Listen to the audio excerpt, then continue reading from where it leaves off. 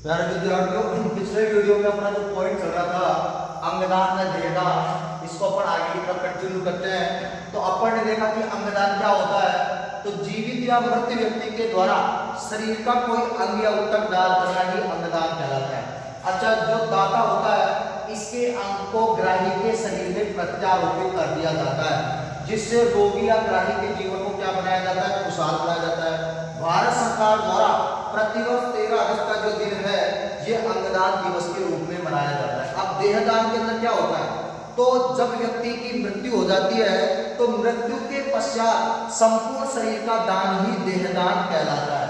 और एक निष्प्राण देह में करीब 50 जरूरतमंद व्यक्तियों की मदद की जा सकती है, जिनको जो किसी अंग के अभाव से ग्रस्त है। अब अंगदान और देहदान का अपन देख रहे थे महत्व, तो हमारे लिए क्या महत्व, तो हम जानते हैं कि मनुष्य इस संसार के अंदर भगवान की बनाई हुई सबसे सर्वोत्तम कृति या रचना है। अगर मनुष्य की जब मृत्यु हो जाती है तो मनुष्य को जला देने से सभी अंग क्या हो जाते हैं, जलकर नष्ट हो जाते हैं। यदि मनुष्य की मृत्यु के पश्चात इन अंगों का किसी जरूरतमंद व्यक्ति को दान किया जाता है या किसी जरूरतमंद व्यक्ति को अगर इनका लाभ मिलता है तो इससे उस व्यक्ति के जीवन में खुशहाली आती है और इसका जीवन खुशियों से समृद्ध हो जाता है। हमारे प्राचीन ऋषि मुनियों ने भी अंगदान और देहदान को बहुत अत्यधिक महत्व दिया है। हमारे प्राचीन ऋषि जो दधीजी थे, इन्होंने अपनी हड्डियों को दान दिया और इसी तरीके से ऐसा दान जो किसी व्यक्ति के जीवन में सुख ला सके, ऐसे दान को सात्विक श्रेणी का दान कहा जाता है। ऐसे दान को सात्विक श्रेणी का दान कहा जाता है और यह सबसे उत्तम दान माना जाता है। तो ऐसा दान जिसके द्वारा हमारे शरीर के किसी अंग या किसी भाग के द्वारा किसी दूसरे व्यक्ति के जीवन में खुशहाली आती है, तो ऐसे दान को सात्विक श्रेणी का या उत्तम श्रेणी का दान माना गया है। अब हम देखते हैं कि देहदान क्यों आवश्यक है, देहदान किन परिस्थितियों में आवश्यक होता है। तो प्यारे विद्यार्थियों ध्यान दो, जो देहदान जो होता है इसके देखो दो प्रमुख कारण हैं। देहदान करने से पहला कारण तो ये होता है कि जो जरूरतमंद जो व्यक्ति होते हैं उनके शरीर में इन अंगों को प्रत्यारोपित कर दिया जाता है, जिससे उसके जीवन को खुशहाल बनाया जा सकता है। और देहदान करने का देखो दूसरा महत्व ये होता है, ऐसे विद्यार्थी जो मेडिकल शिक्षा से जुड़े हुए हैं अर्थात जो अपना चिकित्सकीय प्रशिक्षण ले रहे हैं, उनको अभ्यास करने के लिए एक मृत शरीर की आवश्यकता होती है। तो ये मृत शरीर के ऊपर कुशल प्रशिक्षण करके एक अच्छे डॉक्टर और चिकित्सक बनते हैं। तो अच्छे डॉक्टर और चिकित्सक बनने के लिए भी एक कुशल प्रशिक्षण की आवश्यकता होती है, जिसको ये किसी मृत व्यक्ति के ऊपर उसके अंगों को निकाल कर करते हैं। तो देहदान हमारे लिए दो इंपॉर्टेंस इसके प्रमुख है। पहला कि देहदान से जो किसी जरूरतमंद व्यक्ति है उसको अंग प्रत्यारोपित करके उसको जीवन को खुशहाल बना सकते हैं। और दूसरा इसका महत्व ये कि जो चिकित्सकीय शिक्षा की जो छात्र चिकित्सकीय शिक्षा ले रहे हैं, ऐसे छात्रों को अभ्यास के लिए प्रशिक्षण के लिए मृत देह की आवश्यकता होती है, जिसके द्वारा वो एक अच्छे और सफल डॉक्टर बन सकते हैं। इसके बाद जो देहदान के अंदर अपन आगे देखेंगे कि जो अपने भारत के अंदर स्थिति देखते हैं कि हमारे भारत के अंदर आज अंगदान और देहदान की आवश्यकता क्यों पड़ी है। तो प्यारे विद्यार्थियों, भारत के अंदर प्रतिवर्ष 2 लाख गुर्दे या किडनी की आवश्यकता होती है। गुर्दे कह दो या किडनी कह दो एक ही बात है। तो प्रतिवर्ष 2 लाख गुर्दों की आवश्यकता होती है, लेकिन उपलब्धता केवल 7,000 से 8,000 की है। उपलब्धता केवल कितने हजार की है, 7 से 8,000 की है। तो हम सोच सकते हैं कि लगभग 1,93,000 जो व्यक्ति हैं वो बिना गुर्दे के अभाव में उनकी मृत्यु हो जाती है। इसी प्रकार अन्य अंगों के साथ भी यही स्थिति है। भारत में प्रतिवर्ष 50,000 हृदय या हार्ट की आवश्यकता होती है, लेकिन उपलब्धता केवल 10 से कितने की है, 15 की है। अब आप सोच सकते हो कितने व्यक्ति हृदय के अभाव में उनका जीवन क्या हो जाता है, समाप्त हो जाता है। इसी प्रकार भारत में प्रतिवर्ष 50,000 यकृत या लीवर की आवश्यकता होती है, लेकिन उपलब्धता केवल कितने की है, 700 की है। अर्थात अनेक व्यक्ति लीवर के अभाव में भी क्या हो जाते हैं,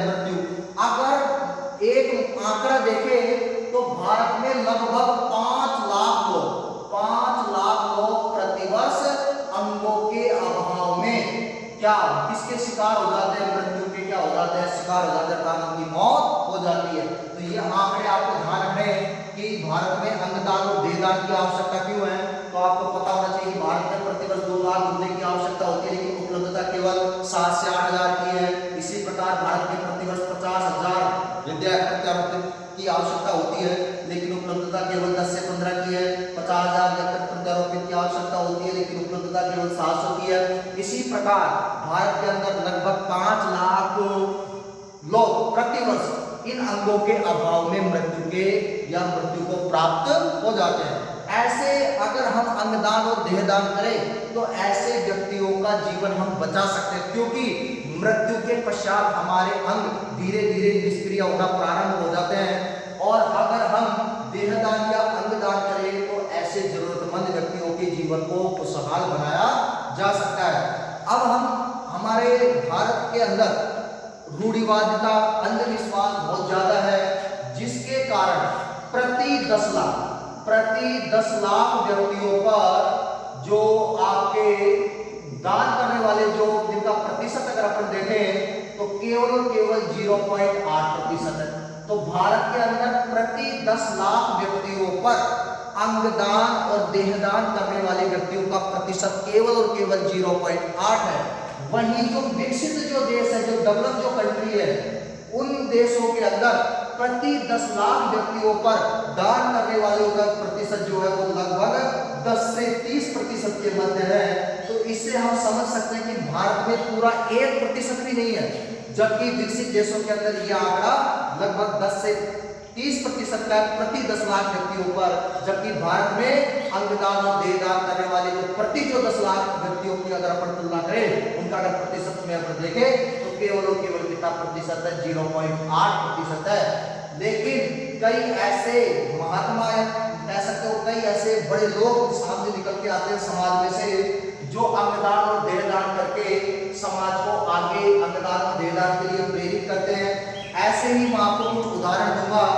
तो कैप्टन लक्ष्मी सहगल, कैप्टन, यहां से देखो छोटा प्रश्न हमेशा बनता है, कैप्टन लक्ष्मी सहगल, इन्होंने 90 वर्ष की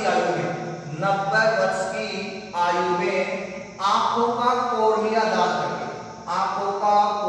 दान करके 2 लोगों की जिंदगी को उजाले से भर दिया। अर्थात 2 लोगों को इन्होंने क्या दी, दृष्टि दी। तो यहां से पहला प्रश्न बनता है कि 90 वर्ष की आयु में किसने आंखों का कोर्निया दान करके 2 लोगों की जिंदगी में उजाला भरा? तो कैप्टन लक्ष्मी सहगल। इसी प्रकार आगे की तरफ अपन चलते हैं। प्रसिद्ध साहित्यकार डॉक्टर विष्णु प्रभाकर, ये आपके हैं प्रभाकर, ये प्रसिद्ध साहित्यकार हैं। इसी प्रकार पश्चिम बंगाल के पूर्व मुख्यमंत्री ज्योति बसु, अपन लिख सकते हैं पूर्व सीएम, पूर्व चीफ मिनिस्टर पश्चिम बंगाल। और आगे अगर अपन चले तो प्रसिद्ध समाज सेवी नाना देशमुख, ये प्रसिद्ध समाज सेवी है, समाज सेवी। तो डॉक्टर विष्णु प्रभाकर प्रसिद्ध साहित्यकार है, पूर्व पश्चिम बंगाल के पूर्व सीएम ज्योति बसु और प्रसिद्ध समाज सेवी नाना देशमुख ने अपने शरीर का देहदान किया है, मृत्यु के पश्चात उन्होंने अपने शरीर का देहदान किया है। इसी प्रकार हाल ही के अंदर 2 व्यक्ति जिन्होंने देहदान करने की घोषणा की है, वो आपको ध्यान रखना है। पहला साध्वी रितंबरा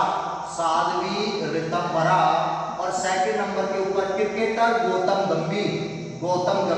तो हाल ही में साध्वी रितंबरा और क्रिकेटर गौतम गंभीर ने भी देहदान करने की क्या की है, घोषणा की है। तो यहाँ से बहुत इंपॉर्टेंट प्रश्न निकल कर आते हैं।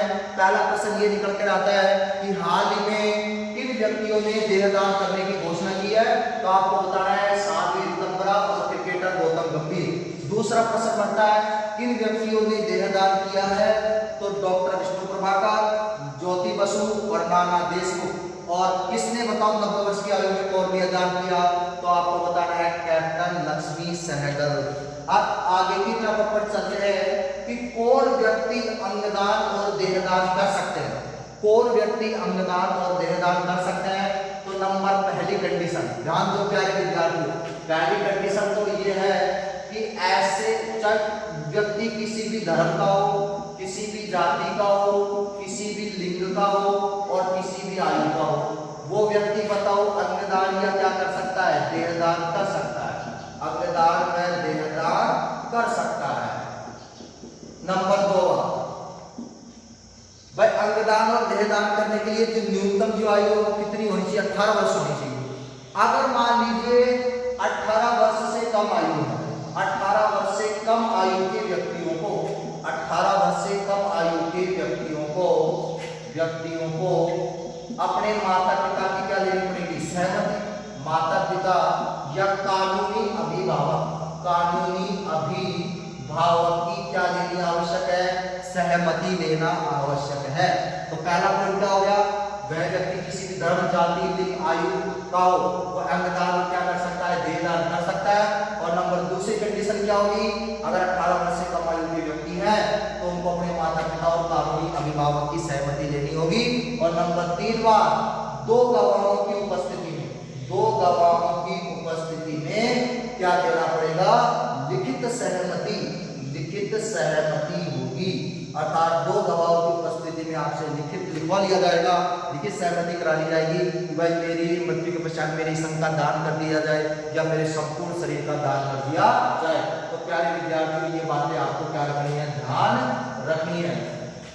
और यहाँ जाके अपना ये चैप्टर खत्म होता है, लेकिन अपन इस चैप्टर के अंदर 2-3 बातों का अध्ययन करेंगे।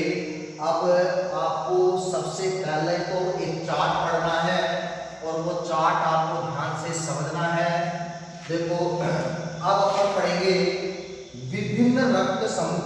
ध्यान तो क्या रहेगा, अपन ने बीच में चार्ट आया था, सारणी आई थी, तो अपन ने कहा था कि इसको अपन लास्ट में देखेंगे। विभिन्न रक्त समूह, यहाँ पे ABO प्रतिजन या कह दो ABO समूहीकरण एवं RH कारक, विभिन्न रक्त समूहों के अंदर ABO समूहीकरण और RH कारक अपन देखेंगे। सबसे पहले अपने चार्ट के द्वारा समझते हैं। सबसे पहले लिखेंगे क्रम संख्या, यहाँ पे लिखेंगे रक्त समूह। अब आगे अपन लिखेंगे रक्त में उपस्थित एंटीजन, रक्त में उपस्थित एंटीजन या इसको हिंदी में बोल दो प्रतिजन। आगे लिखेंगे रक्त का जीन प्रारूप या रुधिर वर्ग का जीन प्रारूप, रुधिर वर्ग का जीन प्रारूप। आगे अपन देखेंगे RH कारक, RH या प्रतिजन। और इसके बाद शरीर में उपस्थित प्रतिरक्षी, शरीर में उपस्थित प्रतिरक्षी।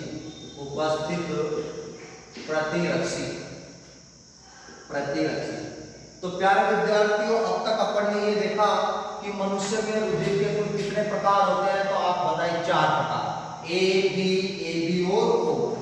लेकिन अपने ब्लड में A और B प्रतिजन के अलावा एक प्रतिजन और होता है जिसे अपन बोलते हैं कौन सा प्रतिजन, RH प्रतिजन। अब ये जो RH जो प्रतिजन है, अगर ये आपके ब्लड में उपस्थित है तो आप क्या होगे, पॉजिटिव होगे, RH पॉजिटिव। और अगर ये आपके ब्लड में उपस्थित नहीं है तो आप क्या होगे, RH नेगेटिव होंगे। अब मान लीजिए मेरा ब्लड ग्रुप A है और आपका भी A है, मेरे शरीर के अंदर RH प्रतिजन उपस्थित है तो मैं A पॉजिटिव हो गया, और आपके शरीर में नहीं है तो आप क्या हो गए, A नेगेटिव हो गया। माना कि मेरा ब्लड ग्रुप B है, आपका ब्लड ग्रुप भी क्या है, B है, लेकिन आपके शरीर में RH प्रतिजन है और मेरे में नहीं है, तो आप क्या हो गए, B पॉजिटिव, और मैं क्या हो जाऊंगा, B नेगेटिव। तो इस प्रकार से कुल कितने प्रकार के रुधिर वर्ग बढ़ जाएंगे, तो यहाँ पे कुल 8 प्रकार हो जाएंगे। मुख्य तो कितने होंगे, 4 ही होंगे आपके, A, B, AB, O, लेकिन पॉजिटिव नेगेटिव के आधार पर कुल आपके कितने प्रकार के हो गए, 8 प्रकार हो जाएंगे। देखो क्रम नंबर 1 आपका आ गया A पॉजिटिव। इसी प्रकार आपके इस प्रकार से सारणी को आगे की तरफ बढ़ाते जाएंगे, A पॉजिटिव, दूसरा A negative, A positive, A negative. Number 3 के ऊपर B पॉजिटिव, आगे की तरफ इस सारणी को बढ़ाते चलेंगे। B पॉजिटिव के बाद अपन लेंगे B नेगेटिव। अब आगे की तरफ अपन चलते हैं। इसके बाद नंबर 5 के ऊपर ब्लड ग्रुप AB पॉजिटिव, इसी प्रकार आगे की तरफ चलेंगे तो छठे नंबर पे अपन लेंगे ए बी नेगेटिव। नंबर 7 के ऊपर आप क्या जाएगा क्या ओ पॉजिटिव और नंबर 8 के ऊपर अपन लेंगे ओ नेगेटिव। तो अब यहाँ पे कुल बताओ कितने प्रकार के अपन को ब्लड ग्रुप दिखाई नजर आ रहे हैं। तो कुल 8 प्रकार के यहाँ पे नजर आ रहे हैं जिसमें पॉजिटिव भी है और आपके नेगेटिव भी है। अब ध्यान दो, अब भाई ये बताओ जिस व्यक्ति का ब्लड ग्रुप ए है तो उसके रक्त में बताओ एंटीजन क्या होगा ए ही होगा। ये तो नॉर्मल सी बात है, अपन ने उस चार्ट में पढ़ा था कि यदि किसी ब्लड आरबीसी की सतह पर ए एंटीजन है तो उसका ब्लड ग्रुप भी ए होगा।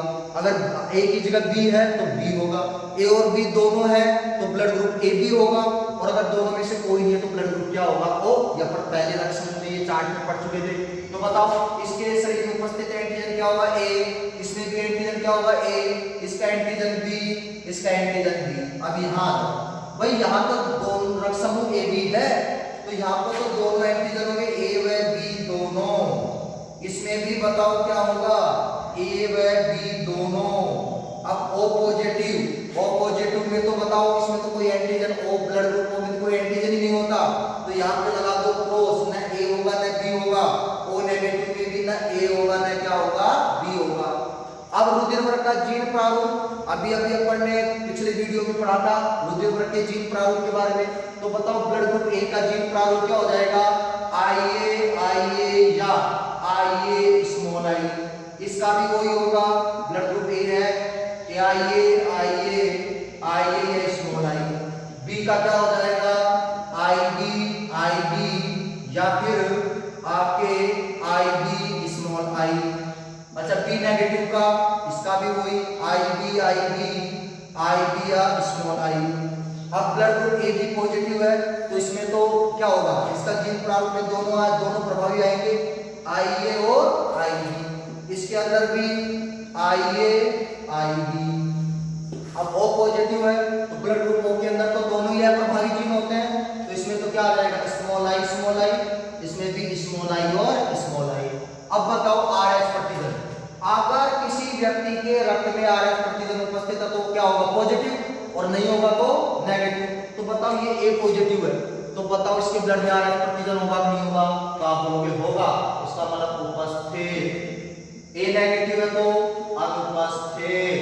बताओ बी पॉजिटिव है तो उपस्थित, बी नेगेटिव है तो अनुपस्थित। ए बी पॉजिटिव है तो उपस्थित और ए बी नेगेटिव है तो अनुपस्थित। इसी प्रकार आ जाओ आपके O पॉजिटिव है तो उपस्थित और O नेगेटिव है तो आप बताओगे अनुपस्थित।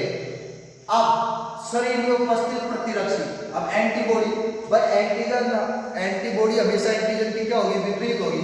तो बताओ ब्लड ग्रुप ए का एंटीजन क्या है ए, तो इसकी एंटीबॉडी बताओ, इसकी एंटीबॉडी क्या हो जाएगी B. Blood group A negative वो ए हो गया तो इसकी भी एंटीबॉडी क्या होगी बी। बताओ ब्लड ग्रुप बी की एंटीबॉडी क्या होगी तो आप बताओगे ए। अच्छा बी नेगेटिव की एंटीबॉडी क्या हो जाएगी तो इसकी भी ए। ब्लड ग्रुप ए व बी में तो देखो दोनों एंटीजन है, एंटीजन ए भी है और एंटीजन बी भी है तो इसमें कोई नहीं और इसी प्रकार ए बी नेगेटिव कोई नहीं। अब बताओ ब्लड ग्रुप ए बी है तो ए एंटीजन है ना बी एंटीजन है तो इसमें तो दोनों एंटीबॉडी होंगी ए व बी दोनों, और इसमें भी क्या होगी ए व बी दोनों। मैं आशा करता हूं कि ये चार्ट आपको अच्छे से समझ में आ गया होगा। यहाँ अपने क्रम संख्या, ये रक्त समूह, ये रक्त में उपस्थित प्रतिजन, ये जो भी रुधिर वर्ग उसका जीन प्रारूप, ये RH प्रतिजन और ये शरीर में उपस्थित क्या प्रतिरक्षी या एंटीबॉडी। अब आपकी बुक के अंदर एक क्वेश्चन दिया गया है, आपकी बुक में क्वेश्चन दिया गया है जो पेज नंबर 47 के ऊपर है। पेज नंबर 47 पे एक दंपत्ति विवाद है और उस दंपत्ति विवाद से जुड़ा हुआ एक प्रश्न है जिसको हम हल करेंगे। तो अब मैं इसको यहाँ से मैं साफ कर देता हूँ, थोड़ा क्लियर कर देता हूँ। इसके बाद अपन जो आपके दंपत्ति विवाद से जुड़ा हुआ एक क्वेश्चन दिया हुआ है, इंपॉर्टेंट क्वेश्चन है, उसका अपन हल देखेंगे। तो अपना पॉइंट चल रहा है दंपत्ति विवाद। देखो अब क्वेश्चन क्या है, ये आपके पेज नंबर 47 पे एक उदाहरण दे रखा है। देखो, माना कि एक शिशु जिस पर दो दंपति अधिकार जता रहे हैं, सीधा प्रश्न के ऊपर ध्यान दो। माना कि ये एक शिशु है जिसके ऊपर कितने दंपति के अंदर कौन आते हैं, माता और पिता, ध्यान रखना। तो जिसके ऊपर कितने दंपति अधिकार जता रहे हैं, दो दंपति अधिकार जता रहे हैं। कार उदिर वर्ग ओ है, कार उदिर वर्ग क्या है, ओ। अर्थात इस शिशु के ऊपर दो दंपति अधिकार जता रहे हैं जिसका उदिर वर्ग क्या है, ओ। ये इसका उदिर वर्ग ओ हो गया, और ओ का जो जीन प्रारूप दे रखा है वो क्या दे रखा है, स्मॉल आई आई दे रखा है।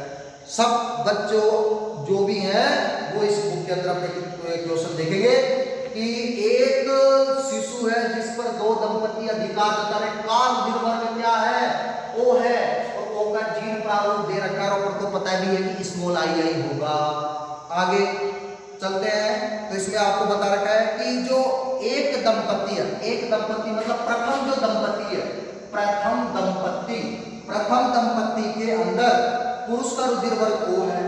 प्रथम दंपति में ये पुरुष हो गया, ये स्त्री होगा, पुरुष का रुधिर वर्ग ओ, और इसका जीन प्रारूप दे रखा है स्मॉल आई आई, और स्त्री का है ए बी, इसका जीन प्रारूप दे रखा है आई ए और आई बी, और अपन को पता है ये होगा इसका।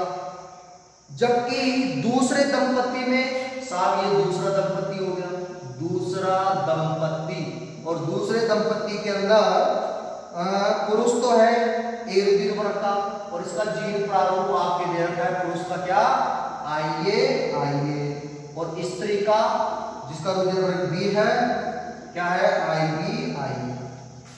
तो अब बताओ कि शिशु के वास्तविक माता पिता कौन होंगे। प्यारे विद्यार्थियों, बहुत अच्छा प्रश्न है, ध्यान दो।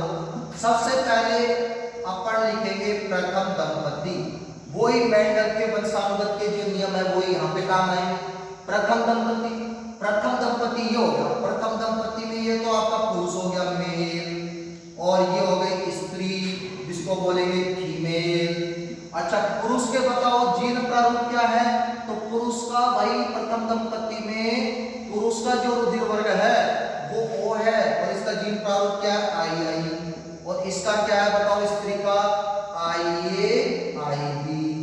द्वितीय दंपति में देखो भाई, ये द्वितीय दंपति है, और द्वितीय दंपति के अंदर बताओ ये पुरुष है, और यहाँ पे स्त्री हो गई, ये मेल हो जाएगा, और ये हो जाएगी फीमेल। अब देखो ध्यान से लगा, अब द्वितीय दंपति के अंदर पुरुष का क्या है, पुरुष ए रुधिर वर्ग का है तो इसका है आई ए, और स्त्री बी रुधिर वर्ग की है तो इसका जीन प्रारूप हो गया आई बी स्मॉल आई।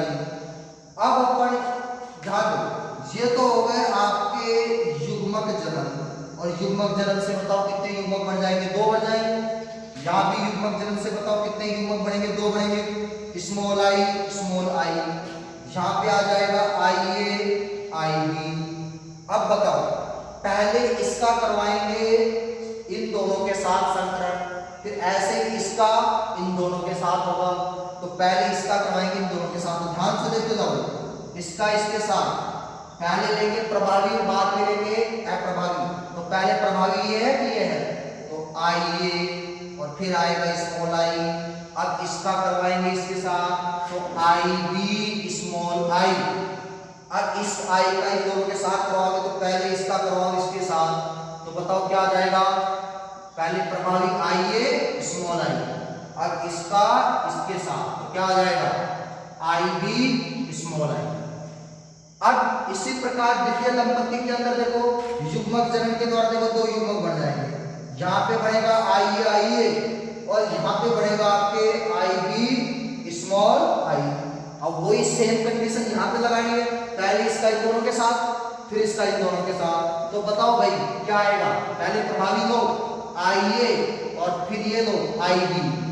अब बताओ अब क्या आएगा, आई ए स्मॉल आई। अब क्या आएगा, तो आप कहोगे कि भाई आई ए आई बी, और अब क्या आएगा, तो पहले आई ए और फिर स्मॉल आई।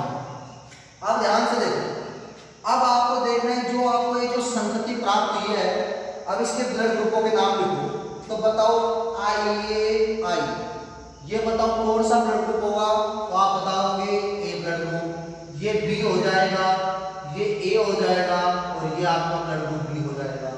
इसी प्रकार द्वितीय दंपत्ति के अंदर ये आपका हो जाएगा ए बी, ये ब्लड ग्रुप होगा ए, ये ब्लड ग्रुप होगा ए बी और ये ब्लड ग्रुप होगा आपका ए। अब एक शिशु है जिसका ब्लड ग्रुप ओ है और इसका जो जीन प्रारूप है ये स्मॉल आई है। अब बताओ इसके वास्तविक माता पिता कौन होंगे? अर्थात कहने का मतलब है कि एक शिशु जिसका आपका रुधिर वर्ग क्या है? बी है। एक शिशु जिसका रुधिर वर्ग आपको क्या कहता है? सॉरी ये बी है। एक शिशु है जिसका रुधिर वर्ग क्या है? बी है। ठीक है भाई, तो प्रथम दंपत्ति के अंदर था। ठीक है ना, एक शिशु जिसका रुधिर वर्ग क्या है? बी था। ठीक है, यहां से करेक्शन कर लेना, ये रुधिर वर्ग बी है, ओ नहीं है शिशु का। ओ जो है वो प्रथम दंपत्ति में किसका है? पुरुष का है, जिसमें अपन स्मॉल आई है। अब बताओ प्रथम दंपत्ति और द्वितीय दंपत्ति में कौन है जो बी वर्ग का शिशु उत्पन्न कर सकता है? तो बताओ यहाँ पे बताओ बी वर्ग का शिशु उत्पन्न हो रहा है या नहीं हो रहा? जबकि द्वितीय दंपत्ति में बी वर्ग का ये शिशु उत्पन्न नहीं कर सकते हैं। अतः हम क्या कहेंगे? उपरोक्त आरेखों के अध्ययन से स्पष्ट है केवल प्रथम दंपत्ति ही बी रुधिर वर्ग का शिशु उत्पन्न कर सकते हैं। अतः ये ही शिशु के वास्तविक माता पिता है। इसी प्रकार दंपत्ति विवादों को हल करने में भी रुधिर वर्ग की आनुवंशिकता का क्या है? महत्व है। तो इसके बाद अपन इस चौथे चैप्टर के क्वेश्चन आंसर का एक वीडियो लेके आएंगे। धन्यवाद।